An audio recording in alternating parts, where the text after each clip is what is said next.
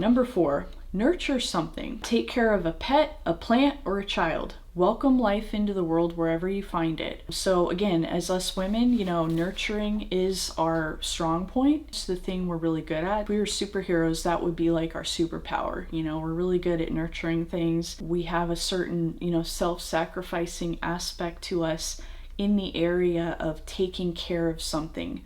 Men are really good at self-sacrifice when it's for the goals of protecting or providing. Women, we're good at self-sacrificing when it's for caring for someone, smaller or weaker, like, do you need food? Are you comfortable? Can I get you a blanket? So yeah, take care of something, develop that nurturing muscle. Obviously taking care of a child is a huge responsibility.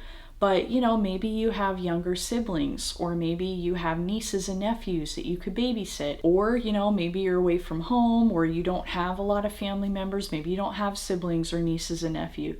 In that case, get a pet. Pets are very popular nowadays, especially among women. We often refer to them as like fur babies, which again is expressing that feminine desire to take care of something. So yeah, get a small pet. It doesn't have to be a cat or a dog, you can get a goldfish, but just having some little creature, it could even be a squirrel on your porch, or a bird feeder, you could set out a bird feeder and, have the birds come to your porch, while you have bird seed out for them, just something that is some sort of living creature that you take care of in some way. Plants are another good one. Maybe your apartment complex doesn't allow pets. Maybe you don't live in a woodland area and there aren't really that many squirrels or birds around. Plants are another good one. House plants are popular because you don't just water the plant, you have to watch it and make sure it grows. You have to look at the leaves. Plants get diseases, plants get sick. So you have to make sure that the plant is healthy. Sometimes you gotta monitor the soil. Is the plant thriving in this kind of soil? Do you maybe need to add some sort of fertilizer to it or some sort of like soil enhancer? You go to the nursery and they have all that kind of stuff. So there's things, taking care of a plant is actually a little more involved. And so yeah, plants are a good one, but just take care of something alive, plant, animal, or child, just take care of something alive. Put yourself in a situation where you can, nurture something or someone else. Maybe you can get a part-time job at a daycare, you can work with a bunch of kids. One of the biggest pities nowadays is that children are basically kind of like separated away from women. We put our children in these like daycare institutions and they're not really a part of daily life, and that's a shame because children add so much to our lives. Even if they're not children we like biologically gave birth to, children they add a lot to our lives. I am going to talk more about this on number 8. But suffice it to say, develop your nurturing skills, take care of something. But anyways, number 5, slow down and pay attention to how you feel. Don't laugh off things that are painful or say it's fine, I'm fine when it's not, or you're not fine. You don't have to spill your guts to everyone, but you want to strike a balance of at least being honest with yourself when you feel like sad or frustrated. Feminine women are in touch with their feelings. They don't stuff them inside. So as a feminine woman, you need to find a way to process your feelings in a way that's healthy for you. So again, like I said, you don't have to go spilling your guts to everybody. You want to be careful who you confide in. And even if somebody asks you like, oh, are you okay? You can say, or is it all right? You can go, no, it's not all right, but I don't want to talk about it right now. Or no, I'm not okay, but I need some time to think about it. Or there's certain phrases you can say that indicate, yes, there's a problem, but I don't want to necessarily talk about it right now. If that's a person that maybe you don't feel comfortable discussing all the details with. And that's important because there are people who will kind of thrive off your misery. And just because somebody's like sympathizing with you doesn't mean they wish you well. That's actually something that I had to learn. That's one of the biggest lessons of my life, I think. I used to think that as long as somebody sympathized with you when you were, down and out, that meant they were a friend. And that's not the case. Sometimes you can get like frenemies. A good sign of this is, they'll be the kind of people who, when something bad happens to you, yeah, they're around, they'll sympathize. When you break up with a guy, they'll sympathize with you, they'll stroke your head while you're crying. But then when you get into a great relationship and everything's going well, they're like nowhere to be found. It's kind of like they don't want to celebrate with you. They only want to suffer with you. That can be a bad sign because a good friend will do both. So again, it's important to be careful who you confide in. This is why journaling is really important. You can hire a good therapist, a good one. You got to kind of interview them and find one that you click with, you're processing and doing well with. But in general, a good therapist, they're professionally trained to be objective and try to move you toward healing. So you can get a good therapist. You can also journal. I've talked about this in other videos. If you're upset about something, it can often help to sit and write out how you feel. This is something I do when I'm upset, especially when I'm upset in that like vague way where you're like, I know I'm upset about this thing, but I don't really know why I'm so upset about it. Or you just have this like vague feeling of like, I'm upset about my life right now. Oftentimes sitting down and writing out all your feelings, and you literally just like brain dump on the page, just literally write whatever comes to your mind. Don't edit yourself. Don't feel silly for writing it down. This is a private space. You're not supposed to show this journal to anybody. It's just for you. Just write stuff out and just start writing until you feel like you're done. Now, as you write this, you might start to cry because then the feelings will come up and you might, have a good cry or so. And then, you'll kind of feel the ideas and the feelings will stop coming to your mind, and there's no longer a bunch to write. And then that's how you've kind of processed it, like worked through it. But again, doing that kind of stuff is much better than, stuffing it all inside and, just going through life and acting like everything's okay when it's not. To be feminine, there is a certain like emotional delicacy that is normal to being a feminine woman.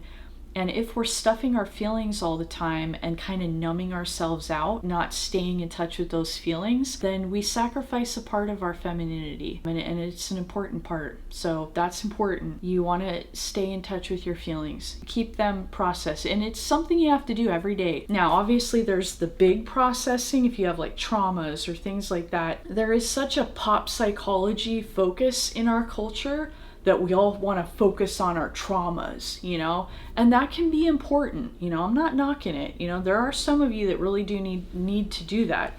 However, and especially after you've done healing, and you've worked through the big things, there is like a certain kind of like maintenance that you just need to do for the rest of your life. It's not because you're like damaged.